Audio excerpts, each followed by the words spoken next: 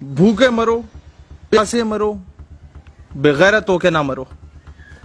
اپنا ڈیفنس پہ کبھی کمپرومائز نہ کرو. غیرت مند قومیں اپنے دفاع پہ کبھی بھی کمپرومائز نہیں کرتی. یہ بغیرت ہوتے ہیں, وہ بغیرت ہوتے ہیں جو قوم کی بیٹیوں کو بیچتے ہیں. وہ بغیرت ہوتے ہیں جنہوں نے غیرت پہ سمجھوتا کیا. وہ بغیرت ہوتے ہیں جو ملک کے راز بیچتے ہیں. وہ بغیرت ہوتے ہیں جن لوگوں نے ہمیشہ سے ملک کے ساتھ بے وفائی کی, چاہے وہ کسی بھی پوسٹ پہ بیٹھا شخص ہو. لیکن بات پھر وہی آتی ہے, ڈیفنس پہ نو کمپرومائز. نہ کبھی ہوا, کچھ لوگوں نے کرنے کی کوشش کی, لیکن آئندہ ہم کبھی نہیں ہونے دیں گے.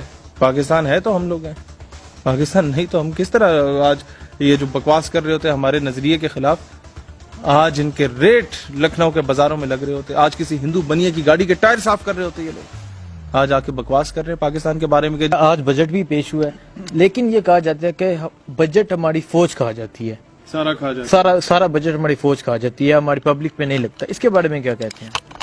یار بات یہ ہے کہ جس کو کچھ نہیں ملتا نا بولنے کو, وہ اپنی سیاست چمکانے کے لیے پھر ان جوانوں پہ بکواس کرنا شروع ہو جاتا ہے.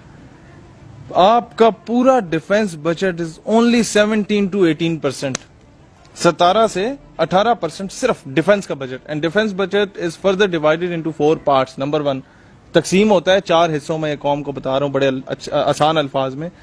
نمبر 1 وہ 17% تقسیم ہوتا ہے آرمی پہ, نیوی پہ, ایئر فورس پہ, اٹامک پہ.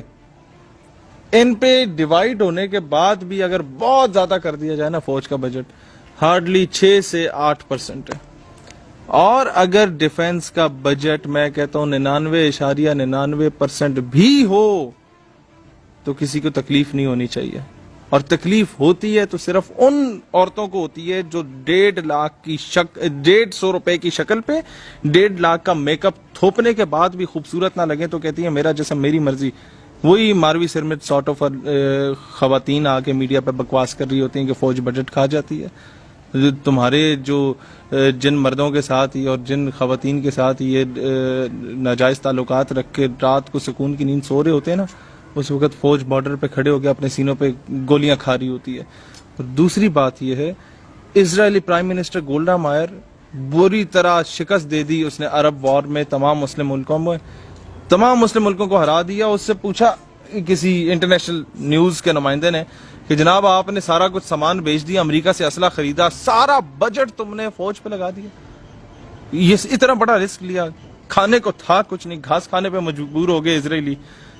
کیوں, کہاں سے درس ملا؟ اس نے کہا مجھے تو یہ درس مسلمانوں کے نبی حضرت سیدنا محمد صلی اللہ علیہ وسلم سے ملا. وہ چونک گیا کہ تم اسرائیلی ہو, مسلمانوں کو شکست دی بری طرح, اور مسلمانوں سے درس ملا, ان کے نبی سے درس ملا, کیسے؟ اس نے جواب دیا کہ جی رسول اللہ صلی اللہ علیہ وآلہ وسلم نے جب ظاہری پردہ فرمایا تو گھر میں چراغ جلانے کو تیل موجود نہیں تھا, لیکن گھر کی دیوار پہ 9 تلواریں لٹک رہی تھیں. مجھے یہ درس ملا کہ مسلمان کے گھر میں بھوک پیاس کا عالم ہو سکتا ہے, لیکن مسلمان کبھی اپنی غیرت پہ سمجھوتا نہیں کر سکتا. آج یہی سب سے بڑا ایشو یہ ہے کہ ہم نے تلواریں بیچ دی ہیں, مسلح خرید لی ہیں, بیٹیاں لٹ رہی ہیں. ہم کہہ رہے ہیں مولانا صاحب دعا کیجیے, پاکستان کا بڑا برا حال ہے. بھئی برا حال تو اس امت کا ہونا ہے کہ ساری زندگی دعائیں کرتے رہے, جب جہاد کا وقت آتا ہے تب جا کے مسلح پہ بیٹھے ہوئے ہوتے ہیں. اچھا, لیکن یہ بھی کہا جاتا ہے کہ جو ہماری فوج ہے وہ تنہائی لیتی ہیں, تو کیا قربانی نہیں دے سکتی؟ یار نہیں, معاملہ صرف یہ ہے کہ تنخواہ وزیر اعظم صاحب بھی لیتے تھے, زرداری صاحب بھی لیتے تھے. نہ خان صاحب کا بیٹا فوج میں, نہ زرداری صاحب کا بیٹا فوج میں, نہ نواز شریف صاحب کا بیٹا فوج میں. ساروں کے بچے باہر ہیں, ساروں کے, پولیٹیشین کا نہیں ہے, کسی کا بھی نہیں. یہ ساروں کے بچے باہر ہوتے ہیں. یہ گولو مولو جن کے لیے پورے ملک کی عزت لوٹ کے اور بڑے بڑے محلات بنا کے بیٹھے ہوئے ہوتے ہیں, وہ گولو پھر آتے بھی نہیں ہے ادھر آپ کے ابا جی کا کیس لڑنے کے لیے. اور دوسرا وہ جو نہ مردوں میں آتا ہے نہ وہ عورتوں میں آتا ہے, آ کے بکواس کر رہا ہوتا ہے کہ جی ہم لوگوں نے وہ کشمیری مجاہدین کو انڈائریکٹلی دہشت گرد کہہ چکا ہوتا ہے کہ جی ان کو ہم نے یہ ہمارے لوگوں نے سیف ہینڈ دیا. اس طرح کی باتیں کرنے سے پہلے انہیں شرم سے ڈوب مرنا نہیں چاہیے کہ یار تم لوگ تو ملک کے راز بیچتے رہے ہو. تمہارے تو بڑوں کی جب حکومتیں رہی ہیں تو ان لوگوں نے خالصتان کی موومنٹ کے سارے راز بیچ دیے تھے اور بتا دیا تھا کہ کون کون سا بندہ کہاں کہاں پہ. ہمارے کئی لوگ شہید ہوئے, ہمارے کئی مخبر شہید ہوئے, ہمارے ساتھ کئی سنسیئر لوگ جو انڈیا میں رہ رہے تھے وہ شہید ہوئے. یہ لوگ آ کے ہمیں بتائیں گے حب الوطنی کیا ہوتی ہے، تو فوج کیا ہوتی ہے، تو پاکستان سے محبت کا تقاضا کیا ہوتا ہے.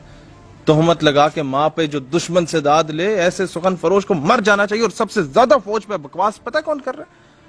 یہ ملالہ یوسفزئی اور اس کا باپ. ایسا بڑا، یہ وہ دلال ہوتے ہیں نا جو لوگوں کی بیٹیوں کو بیچتے ہیں. یہ وہ دلال ہے جو اپنی بیٹی کا ریٹ لگا کے اس پہ پوری کتاب اس سے لکھوا کے اور جامع بازی کر رہا ہے. یہ وہی فوج تھی، وہی کیانی تھا. مجھے غصہ بھی آیا تھا کہ کیانی صاحب نہیں کرنا چاہیے تھا ایسا، لیکن وہی کیانی تھا جس نے تمہیں ملٹری ہاسپٹل میں سب سے پہلے فرسٹ ایڈ دی تھی.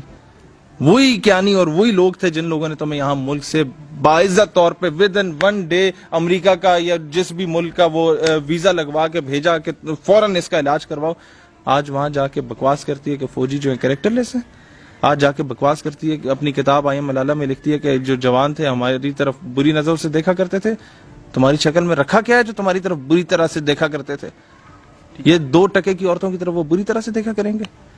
یہ لوگ اور وہ لوگ جو آسکر پرائز جا کے لے رہے ہوتے ہیں باہر سے، اور یہ شو کر کے کہ جناب پاکستان کی ہر دوسری تیسری لڑکی پہ تیزاب پھینکا جاتا ہے، ڈرامے بازی کر کے وہاں سے آسکر اور نوبل پرائز لے رہے ہوتے ہیں. ہم سے لوگ آگے پوچھتے ہیں آپ کی بڑی خدمات ہیں، آپ کو کیوں نہیں نوبل پرائز ملا؟ میں نے کہا نوبل پرائز مائی فٹ.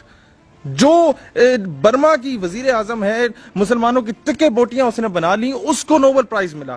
پھر اس بدبخت قادیانی کو نوبل پرائز ملا جو کہتا تھا کہ میں پاکستان کے آئین پہ لات مارتا ہوں. اور تیسرا نوبل پرائز اس کو ملا، ملالہ کو. اور پھر آسکر بھی اسی طرح کے لوگوں کو ملے. تو ایسے نوبل اور آسکر پرائز سے بہتر میری یہ پشاوری کھیڑ ہے، یہ بہت قیمتی ہے میرے لیے. ہم لعنت بھیجتے ہیں ایسے تمام نوبل پرائزز پر. ہم نہیں چاہیے ہماری قوم کو یہ بکواس کر کے. اس قوم کے جوانوں پہ کیا گزرتی ہوگی یار، وہ ماؤں پہ کیا گزرتی ہوگی جن کے سامنے ہر دوسرے دن ان کے بچے کے کفن آ رہے ہوتے ہیں. یا تو یہ بھیجیں نا اپنے بچوں کو فوج میں. میں اگر کوئی بات کر رہا ہوں نا دلیری سے، یا اگر میں کسی کو تنقید کا نشانہ بناتا ہوں تو مجھے پتا ہے کہ میرا پورا خاندان قربانیاں دے رہا ہے. میرا آج بھی خاندان کے لوگ سیاچین میں بیٹھے ہوئے ہیں. مجھے پتا ہے میرے خاندان کے لوگ کشمیر سے ہو کے آئے ہیں. مجھے پتا ہے میرے خاندان کے لوگ کون کون سے آپریشن میں کہاں رہے ہیں. میں ہر چیز بندہ ڈسکلوز نہیں کر سکتا. تب جا کے میں اتنے دلیری سے آ کے باتیں کر رہا ہوں. ویسے یہ تقریریں کرنا is hell lot of an easy task. اچھا، آپ کا کہنا ہے کہ آج بجٹ پیش ہوا، اگر 99.9% بھی فوج کو دیا جائے تو کوئی اعتراض نہیں ہونا چاہیے. بھائی آپ ایک بہت سمپل سی بات ہے، بھوکے مرو، پیاسے مرو، بغیرت ہو کے نہ مرو. اپنا ڈیفنس پہ کبھی کمپرومائز نہ کرو. غیرت مند قومیں اپنے دفاع پہ کبھی بھی کمپرومائز نہیں کرتی. یہ بغیرت ہوتے ہیں، وہ بغیرت ہوتے ہیں جو قوم کی بیٹیوں کو بیچتے ہیں. وہ بغیرت ہوتے ہیں جنہوں نے غیرت پہ سمجھوتا کیا. وہ بغیرت ہوتے ہیں جو ملک کے راز بیچتے ہیں. وہ بغیرت ہوتے ہیں جن لوگوں نے ہمیشہ سے ملک کے ساتھ بے وفائی کی، چاہے وہ کسی بھی پوسٹ پہ بیٹھا شخص ہو. لیکن بات پھر وہی آتی ہے، ڈیفنس پہ نو کمپرومائز. نہ کبھی ہوا، کچھ لوگوں نے کرنے کی کوشش کی، لیکن آئندہ ہم کبھی نہیں ہونے دیں گے. پاکستان ہے تو ہم لوگ ہیں، پاکستان نہیں تو ہم کس طرح. آج یہ جو بکواس کر رہے ہوتے ہیں ہمارے نظریے کے خلاف، آج ان کے ریٹ لکھنؤ کے بازاروں میں لگ رہے ہوتے. آج کسی ہندو بنیے کی گاڑی کے ٹائر صاف کر رہے ہوتے یہ لوگ. آج آ کے بکواس کر رہے ہیں پاکستان کے بارے میں کہ جی اسلامک آئیڈیالوجی تو اہم ہی ہے، 2 قومی نظریہ تو غرق ہو گیا تھا بنگلہ دیش کے ساتھ. آج جو یہ سو کالڈ یہ پروفیسرز یونیورسٹیز کے بکواس کر رہے ہوتے ہیں نظریہ پاکستان کے بارے میں، انہیں اٹھا کے ان کی بیٹیوں کے سمیت، ان کی ماں بہن بیٹی کے سمیت ہندوستان میں پھینکو نا، پھر انہیں قدر آئے گی پاکستان کی قدر کیا ہوتی ہے، پاکستان کس نعمت کا نام ہے. بکواس کرنا بہت آسان کام ہے. ان کو میں کہتا ہوں کہ ایک لمٹ ہے، ہم برداشت کر رہے ہیں. اگر ایچ ای سی ایسے لوگوں کو فارغ نہیں کرتا جو کہ پاکستان کے خلاف بکواس کر رہے ہیں تعلیمی اداروں میں، پھر ہمیں خود کام کرنا پڑے گا. پھر آپ لوگ کہتے ہیں کہ جی یہ قانون ہاتھ میں لیتے ہیں.